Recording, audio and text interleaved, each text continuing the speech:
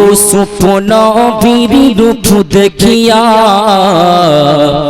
বলেন বিবি জুলাইখা।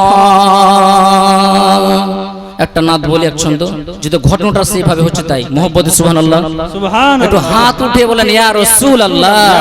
ইউসুফ নবীর রূপ দেখিয়া বলেন বিবি জুলাইখা।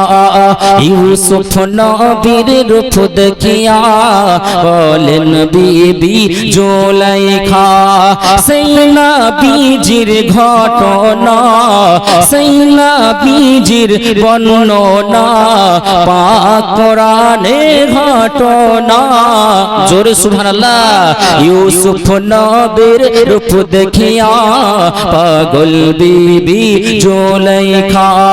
ইউসুফ নবীর রূপ দেখিয়া পাগল বিবি জুলাইখা। তখন হযরত বিবি জুলাইখা বললেন, শোনো, এই কারণে তোমরা বলেছিলে যে আমি কিসের জন্য প্রেমে পড়েছি, তাহলে তোমরা এবার বুঝে নাও। তোমাদের হাত কেটে গেছে, লেবু কেটে ফেলেছো, তবু তো জ্বলন বুঝতে পারো না।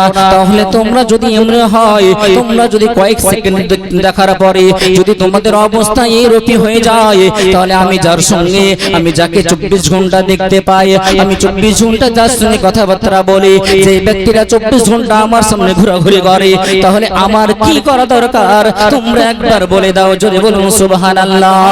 তোমরা তো হয়তো হাত কেটে ফেলেছো, আমার সময় সময় মনে হয় যে আমার মুন্ডটাও কেটে ফেলে দিয়ে, কিন্তু তোমরা এই কারণে আমাকে বলেছিলে, তোমরা এই কারণে আমাকে ইনসাল্ট করেছিলে যে জাকারের সঙ্গে কিভাবে মুহাব্বত তৈরি হয়ে যায়।